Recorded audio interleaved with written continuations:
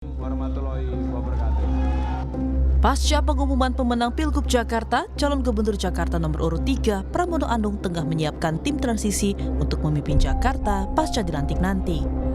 Pramono menyebut sudah mengantongi sejumlah nama untuk tim transisi ini yang bertugas membantu kerjanya baik sebelum maupun sesudah pelantikan. Namanya sudah ada, termasuk tadi kami juga berdiskusi dengan Pak Ketua DPRD. Apapun dalam transisi pemerintahan itu perlu kebersamaan. Dan saya pribadi merasa nanti pada saatnya pasti akan segera kami umumkan. Sama Pak Ahok atau beda, Pak? Yang jelas ini adalah tim yang bekerja untuk membantu sebelum gubernur menjabat dan dilantik. Itu aja tugasnya. Berarti Ya. sebelum ya Pak ya? Ya.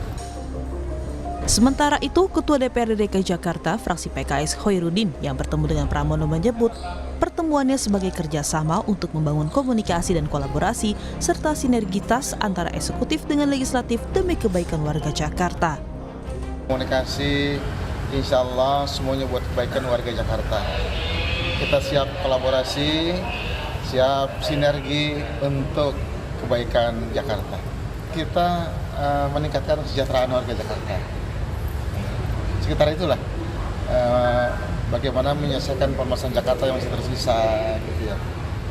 Insya Allah mudah-mudahan dengan sinergi ini ya kebaikannya buat seluruh warga Jakarta. Pramono Anung Rano Karno bakal merealisasikan sejumlah program dalam waktu 100 hari kerjanya setelah dilantik menjadi gubernur dan wakil gubernur Jakarta. Salah satunya mulai dari tuntaskan masalah kampung bayam, bank sampah hingga kartu Jakarta Pintar. Tim Liputan Kompas TV.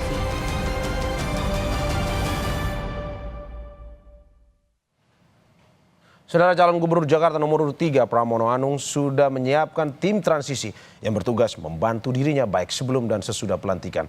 Lalu siapa saja yang masuk dalam tim transisi Pramono Rano? Apa saja program kerja yang akan digeber di 100 hari pertama? Dan bagaimana dengan pihak oposisi untuk mengkritisi program Pram Rano? Kita bahas bersama sejumlah narasumber. Ada yang hadir di studio, ada pengamat politik sekaligus Direktur Trias Politika Agung Baskoro. Selamat pagi Mas Agung. Pagi Mas Rio. Terima kasih Mas sudah hadir di studio pagi ini. Dan melalui sambungan Zoom, juru bicara Pramono Anung, Rano Karno, Ciko Hakim. Selamat pagi Bang Ciko. Bang Mario, Pak Sarudin, Om Agung. Ya, selamat pagi Bang. Kelihatannya gambarnya masih terganggu dengan sinyalnya, tetapi kita mendengar suaranya. Dan juga Ketua DPRD Jakarta dari fraksi PKS, Khoirudin. Selamat pagi Pak Khoirudin. Selamat pagi, Assalamualaikum warahmatullahi wabarakatuh. Salam Warahmatullahi wabarakatuh. Terima kasih Bapak-Bapak sudah hadir bersama di Sapa Indonesia Pagi pada pagi hari ini. Bang, ini terkait dengan ini Mas. Ya. Tim transisi Pram Rano ini sudah digeber di hari pertama, katanya mau kerja cepat untuk Jakarta. Betul. Saya ke Bang Ciko duluan ya, karena ini lagi kasmaran. Seru. Bang Ciko, selamat pagi Bang. Bang, ini tim transisi yang akan, ini rencananya dari yang keluar dari mulut Pak Pram ini, apakah benar katanya mengajak Anies dan Ahok, mantan gubernur Jakarta sebelumnya? Yang pasti Pak Pramono Anung dan Pak Rano Karno, gubernur dan wakil gubernur terpilih, akan mengajak seluruh elemen masyarakat, baik itu di akar rumput maupun elit politik maupun partai politik, civil society, LSM, NGO dan sebagainya, semua yang sebagai stakeholder di kota yang kita cintai ini akan diajak untuk bersama-sama memikirkan kota, bersama-sama berjuang untuk mensejahterakan rakyat, memajukan kota ini. Itu yang pasti. Yang kedua, tentu Pak Ahok maupun Pak Anies yang juga aktif dalam kampanye kita kemarin, turut membantu pemenangan Mas Pram dan Bang Dul.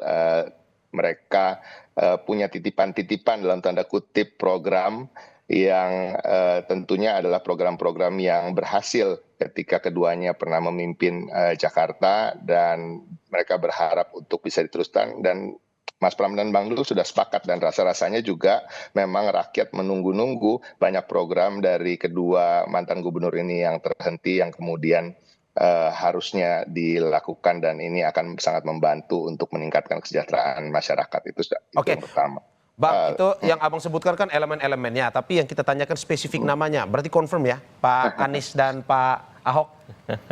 Mario, sampai hari ini seperti disampaikan oleh Mas Pram bahwa nama-nama yang akan berada di tim transisi sudah ada di kantong. Tapi Sudah kan di itu di kantong. kantong Mas Pram. Jadi artinya kami-kami semua, walaupun orang-orang yang di sekeliling beliau maupun tim, sampai hari ini juga belum tahu. Dan kita tahu sosok Mas Pramono Anung adalah sosok yang tertib administrasi dan sangat prudent. Artinya rasa-rasanya beliau akan menunggu sampai KPU melakukan penetapan di awal bulan Januari ini, dan setelah itu baru kemudian diumumkan.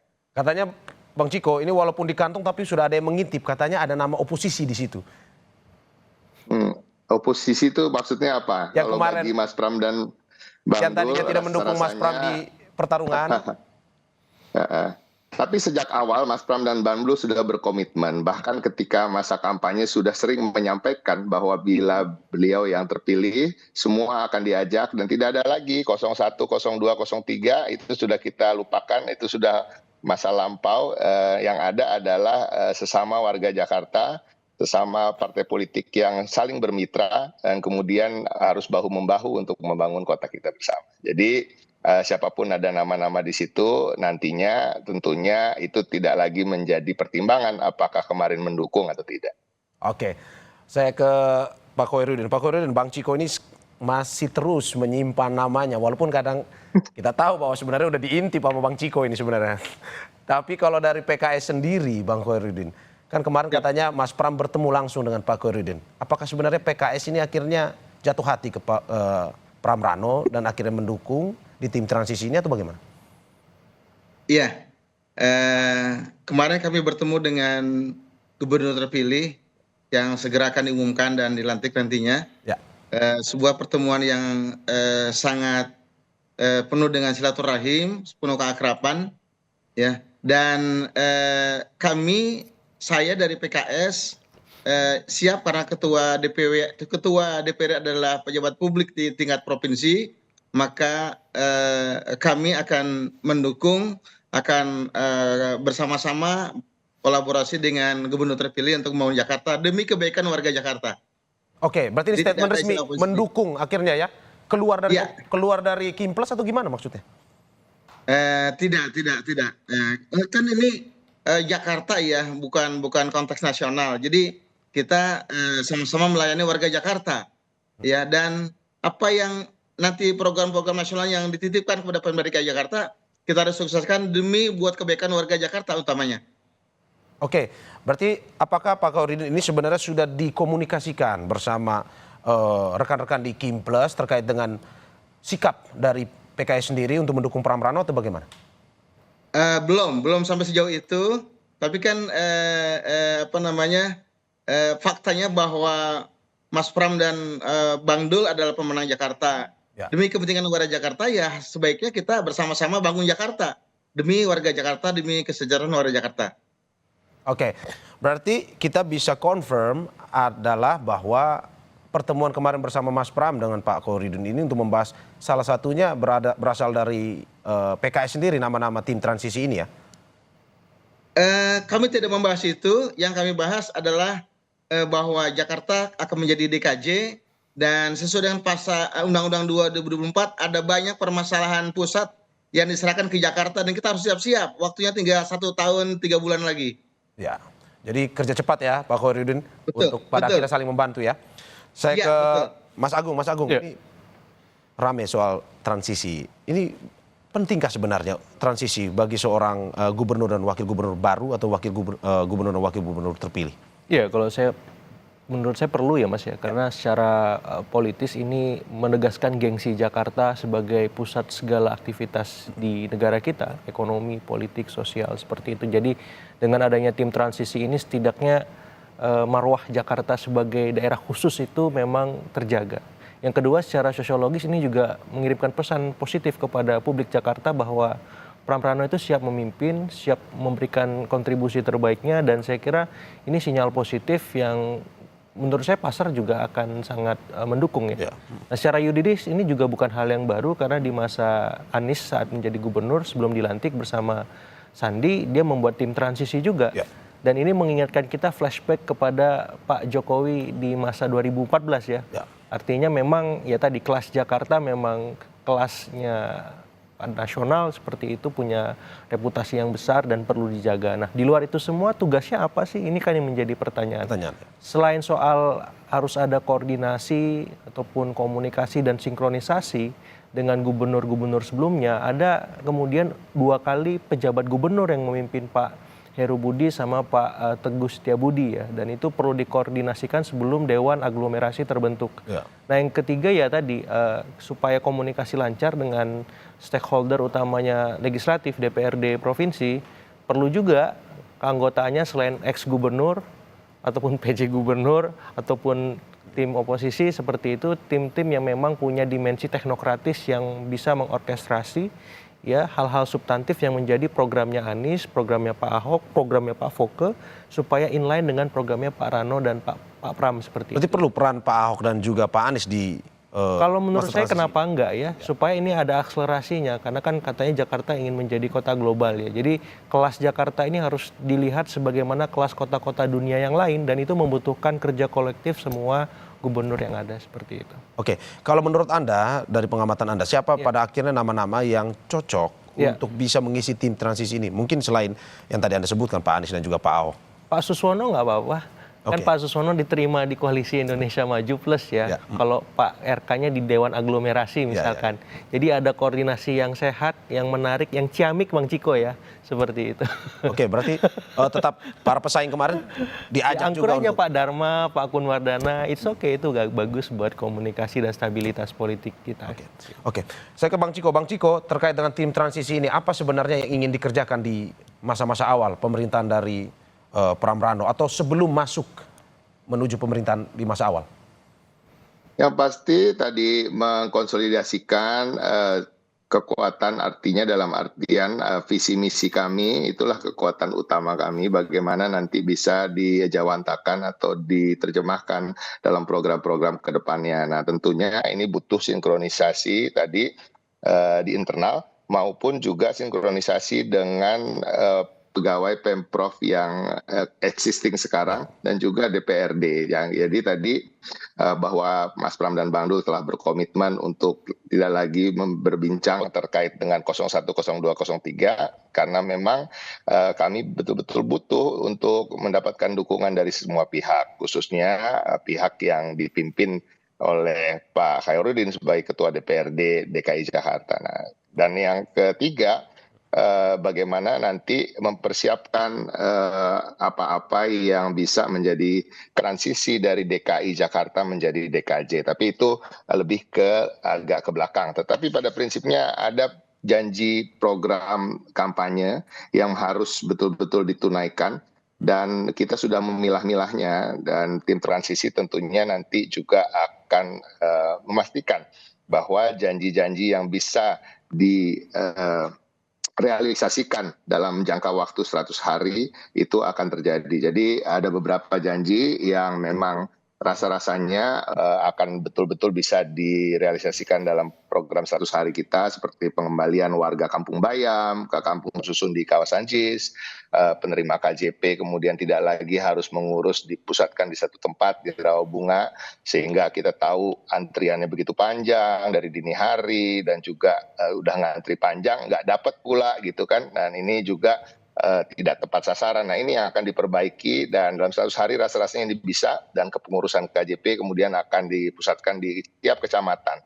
Nah, kita juga mempersiapkan program sarapan pagi gratis, makan pagi gratis untuk mengkomplementari program makan siang gratisnya pemerintah pusat, sehingga masyarakat Jakarta tentunya SDM-nya juga, pembangunan SDM khususnya anak-anak bisa lebih baik ke depannya.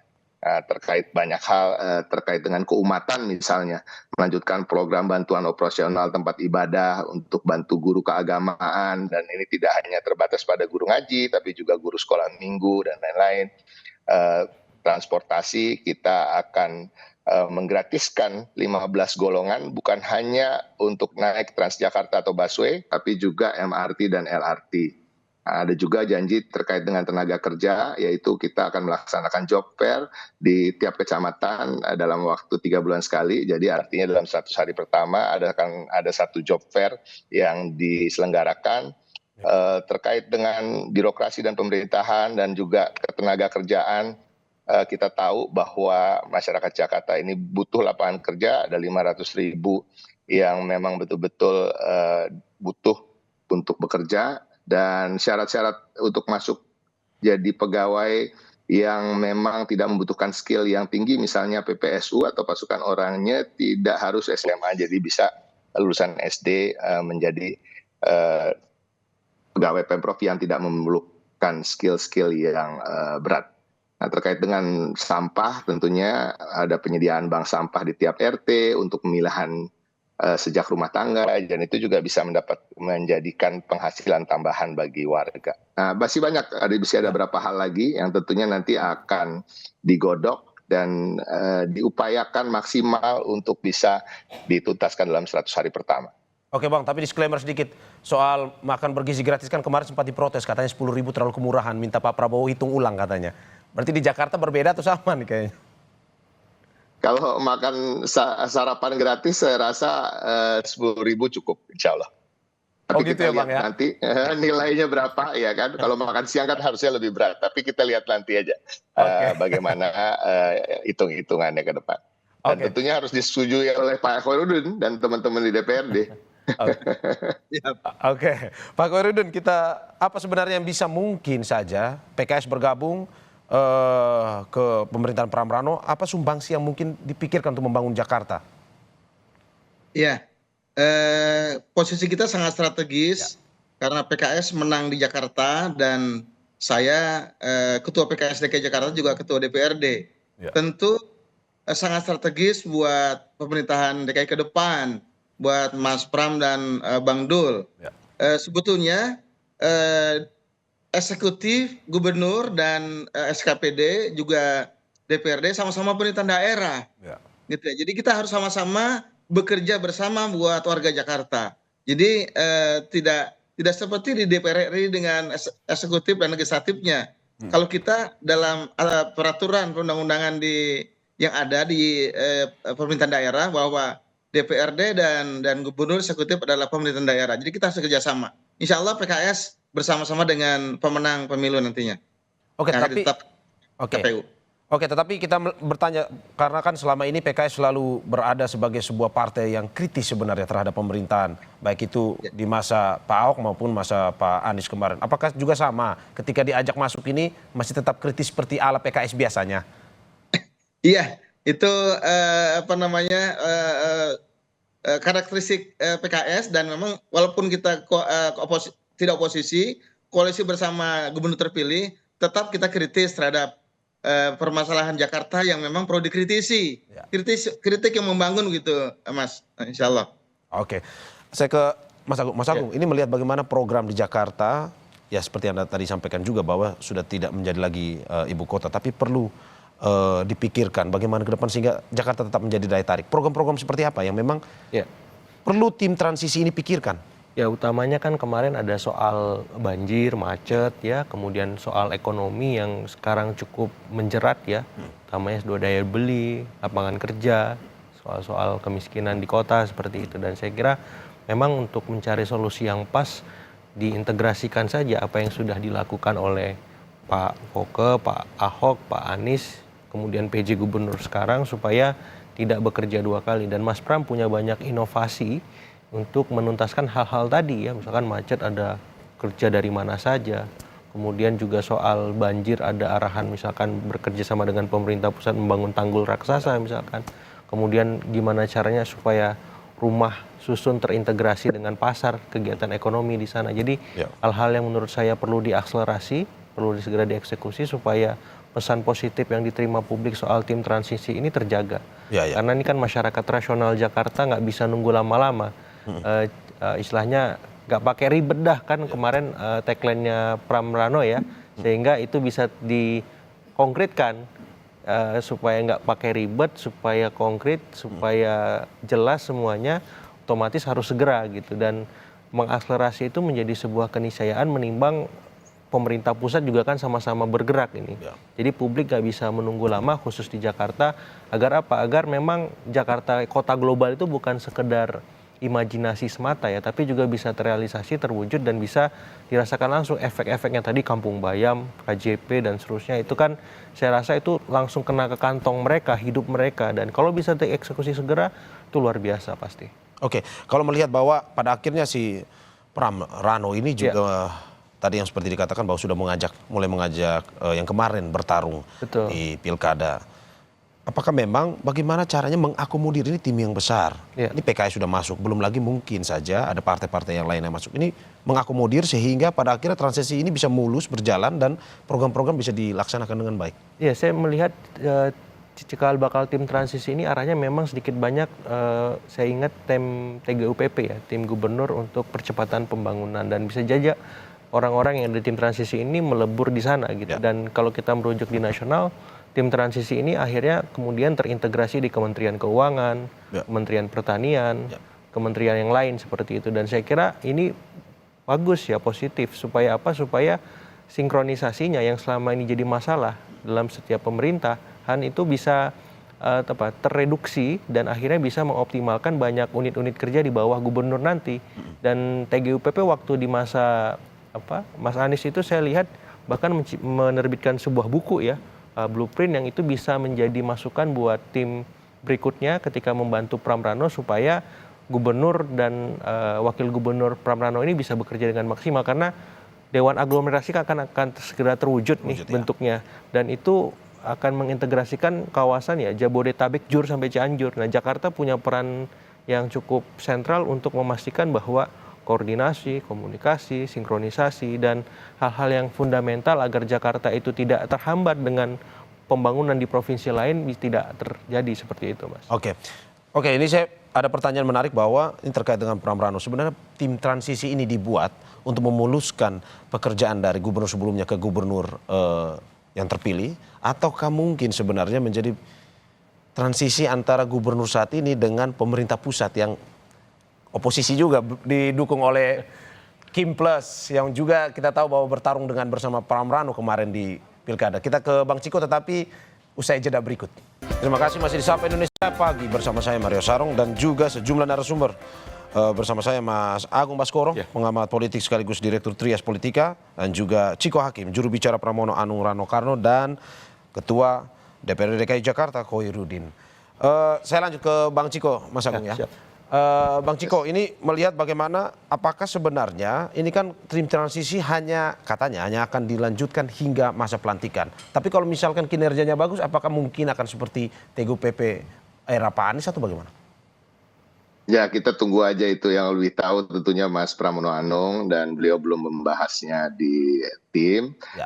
Tapi pada prinsipnya tentunya tim transisi ini nantinya juga akan melakukan sinkronisasi yang intens dengan para pegawai di lingkungan Pemprov, khususnya di balai kota. Jadi prinsipnya mungkin saja akan ada yang kemudian dilanjutkan kemudian menjadi tim di internal gubernur maupun wakil gubernur. Jadi segala halnya pastinya mungkin.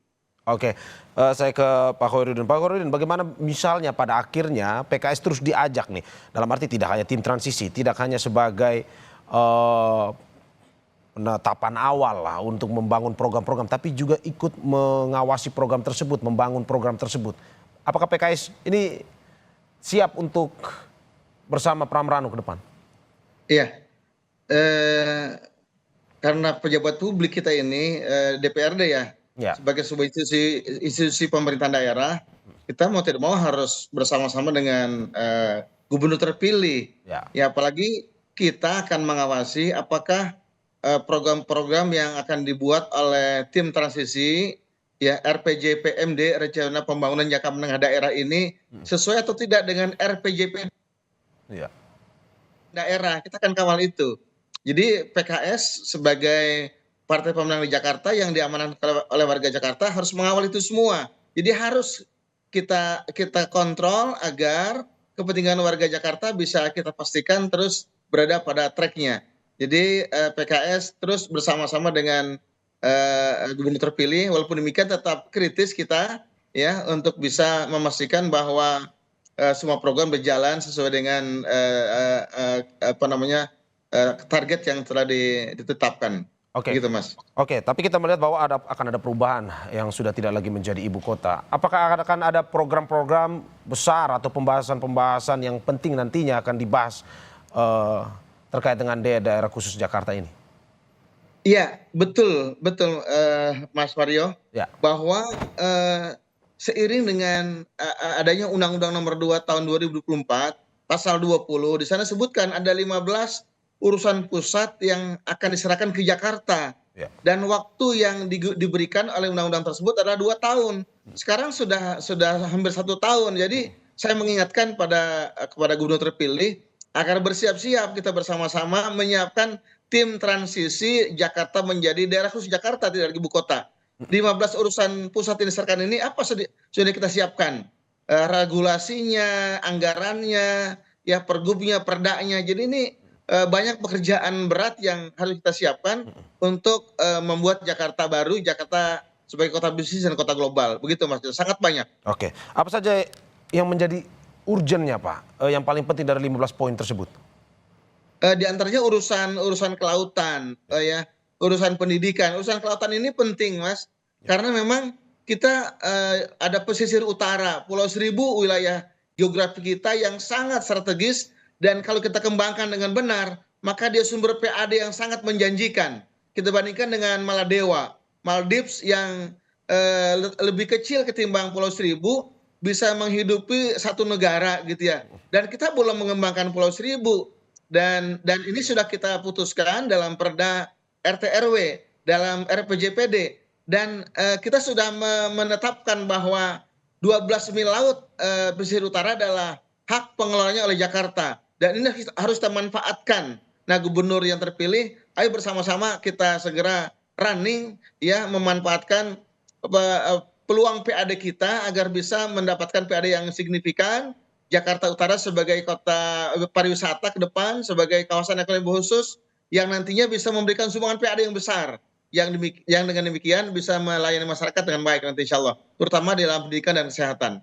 Oke, Pak, berarti ini sudah dibahas di awal bersama PJ Gubernur yang saat ini sedang menjabat, ataukah menunggu nanti di saat Pramrano dilantik? Saat PJ Gubernur sudah kita bahas, bahkan sudah saya kepalu untuk penetapan tata ruang wilayah Jakarta Utara. Kita sudah menyelamatkan 12 mil laut kita, dan segera kita akan buat norma, standar, prosedur, dan kriteria untuk bisa memastikan bahwa ini sesuai dengan hak dan kewajiban kita warga Jakarta sebagai eksekutor pemerintahan di daerah. Oke, Pak Khairuddin, berarti ini tantangan-tantangan ke depan untuk bisa menjadikan Jakarta tetap ini sebagai daya tarik, kota daya tarik, walaupun sudah tidak lagi menjadi ibu kota Jakarta. Begitu maksud Anda ya? Betul. Oke, saya ke Mas Agung. Mas Agung, ini bagaimana melihat bahwa pembahasan program dan segala macam ini sudah dilakukan, pada akhirnya pun plus Pramrano nantinya akan melanjutkan, tetapi dengan tantangan-tantangan bahwa ada beberapa program yang memang tidak lagi sesuai dengan, karena ini Jakarta akan berubah, sudah tidak lagi menjadi ibu kota Indonesia. Tanggapan Anda seperti apa? Iya, jadi menarik ya, setidaknya apa yang sedang dikerjakan Pramrano ketika terpilih ini kan memang ada proses di MK yang kemarin ada 281 provinsi kota kabupaten mengajukan gugatan ya.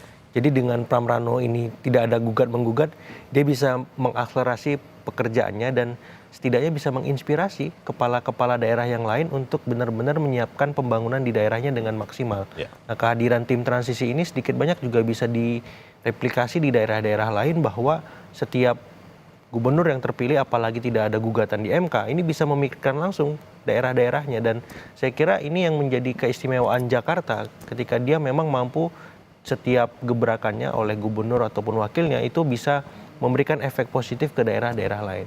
Yang kedua, memang tadi ada 15 kewenangan yang saya kira cukup besar, cukup luar biasa, tapi lagi dan lagi memang ini punya relasi dengan tadi, karena ada daerah khusus Jakarta, Dewan Aglomerasi, Mas ya.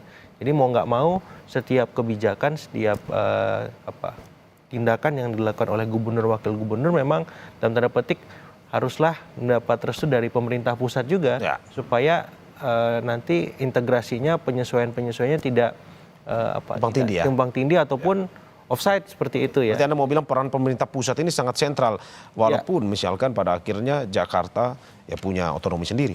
persis, karena mau nggak mau kita tahu bahwa ya dia menjadi magnet ekonomi ya untuk Indonesia. Biar bagaimanapun Nusantara menjadi ibu kota, tetap Jakarta itu menjadi epicentrum semua kegiatan politik juga, sosial bahkan seperti itu. Sehingga mau nggak mau Pramrano ini harus intensif komunikasi ke pemerintah pusat, bahkan presiden, supaya apa? Supaya dukungan-dukungan yang sifatnya finansial, sosial, politik, dan lainnya itu memang benar-benar bisa mereka peroleh. Karena kalau hanya sebatas koordinasi di internal pemerintah Jakarta saja, saya khawatir nanti ada banyak program yang tidak bisa berjalan karena restu dan izin tadi tidak mereka peroleh seperti itu. Oke, saya ke Bang Ciko. Bang Ciko, ini menarik karena kita sudah singgung terkait dengan pemerintah pusat. Bagaimana Anda melihat bahwa sebenarnya ada anggapan tim transisi ini bukan saja hanya untuk memuluskan pemerintahan lama, gubernur lama ke gubernur baru, tapi juga memuluskan komunikasi antara gubernur baru dengan pemerintah pusat. Ini tanggapan Anda seperti apa? Tanggapan saya begini, kalau kita melihat terkait dengan itu, memang kalau melihat seperti rumusnya ini kan sepertinya agak sulit gitu ya dari awal bahwa ini hanya didukung satu partai, kemudian dalam pertarungan pilkadanya melawan calon yang didukung sekian belas partai, yang kemudian juga adalah bagian dari pemerintahan pusat. Tetapi kan kita juga harus melihat sosok. Nah, alhamdulillah saya rasa Pak Khairuddin juga akan sepakat terkait dengan ini. Pak Pramono Anung ini adalah sosok yang memang unik di perpolitikan Indonesia, sosok yang memang loyal terhadap satu partai di mana beliau bernaung, tetapi dapat diterima oleh semua kalangan, baik dalam relasinya walaupun dalam posisi koalisi maupun di luar koalisi dan lain-lain. Dan ini suatu keunggulan dan kelebihan dari sosok Mas Pram yang punya relasi yang sangat baik dengan Presiden Prabowo Subianto dan tidak pernah ada permasalahan yang berarti dengan juga para menteri di kabinet, sehingga rasa-rasanya tim transisi kalaupun sudah ada nanti yang terbentuk, yang justru harus lebih banyak belajar dari sosok Pramono Anung untuk bagaimana bisa mempunyai relasi yang baik dengan segala pihak. Tapi pada prinsipnya tentu nanti dalam masa transisi komunikasi dengan semua pihak itu sangat dibutuhkan, dan tadi seperti Mario sampaikan, yaitu mungkin dan pastinya akan menjadi salah satu unsur apa yang akan kita kedepankan juga. Oke, berarti sosok kuncinya Mas Pram ini ya? Oh iya, kalau kita bicara soal pilkada, soal pilpres atau soal hal-hal yang terkait dengan pemilihan langsung untuk satu kepala pemerintahan, tentunya sosok itu juga makes a difference gitu. Jadi tidak hanya siapapun yang menang, nggak bisa begitu, tapi siapa yang menang, siapa yang menjadi gubernur, siapa yang menjadi wakil gubernur, itu juga yang kita juga harus ukur, sehingga ini ya yang tentunya akan menjadi kekuatan ke depannya terkait dengan tadi relasi-relasi dengan siapapun itu, yang tidak lagi kita pandang bulu apakah kemarin mendukung atau tidak. Nah memang Pak Khairuddin tadi juga sudah sampaikan, relasi di tingkat daerah dan pusat itu berbeda. Ketika di pusat itu ada eksekutif, legislatif, dan yudikatif yang betul-betul agak terpisah sifatnya. Namun kalau di pemerintahan daerah ini adalah satu kesatuan, bahwa DPRD juga adalah bagian dari pemerintahan daerah. Dan saya rasa sosok Mas Pramono Anung sangat bisa menjaga relasi yang baik dengan semua stakeholder di Jakarta, dan insya Allah Jakarta akan lebih baik lagi dan tadi menjadi kota global yang lebih setara dan berkeadilan. Oke, Pak Khairuddin, bagaimana Anda melihat bahwa komunikasi ini akan lancar di nantinya dengan tim transisi antara pemerintah daerah, pemerintah baru di Gubernur di Jakarta dan juga pemerintah pusat? Saya yakin bisa harmoni karena kita berada dari satu titik pertemuan, yaitu kepentingan warga Jakarta.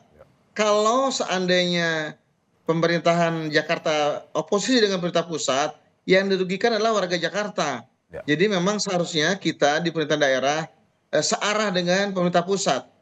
Contohnya saja, misalnya untuk 13 sungai yang mengalir di Jakarta, untuk bisa kita normalisasi, izinnya di pemerintah pusat. Kalau kita oposisi dengan pemerintah pusat, izinnya nggak keluar. Kita punya sumber daya, punya anggaran, punya alat beratnya, tidak bisa digunakan. Jadi tidak boleh oposisi, harus bersama-sama dengan pemerintah pusat buat kepentingan warga Jakarta. Jadi kita bertemu dalam satu titik yang sama, yaitu kepentingan masyarakat Jakarta, bukan kepentingan kelompok. Oke, terakhir saya ke Mas Agung. Mas Agung, ini melihat bahwa ini tim transisi juga dibuat pada akhirnya untuk memuluskan komunikasi antara pemerintah Pram Rano nanti dan juga pemerintah pusat karena memang saling berkaitan. Bagaimana Anda melihat bahwa sosok Pram menjadi kunci nantinya? Iya, Mas Pram ini diterima semua ya, baik lawan maupun kawan. Tadi Bang Ciko juga sempat menyebutkan.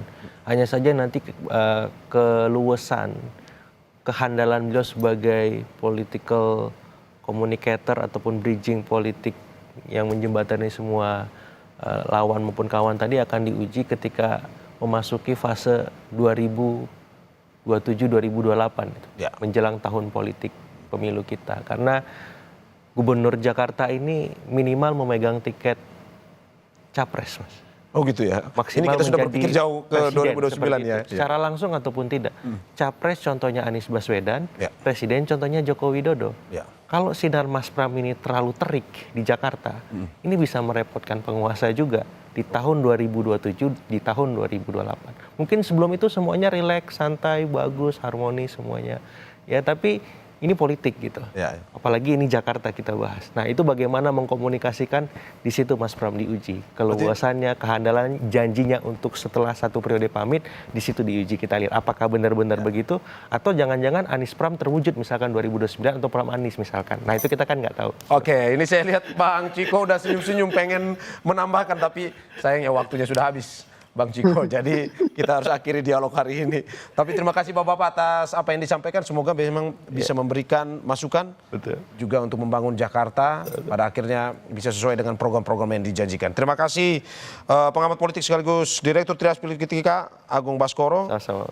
Bersama Zoom, juru bicara Pramono Anung Rano Karno, Ciko Hakim, dan juga Ketua DPRD DKI Jakarta Koirudin. Terima kasih Bapak-Bapak, sehat selalu.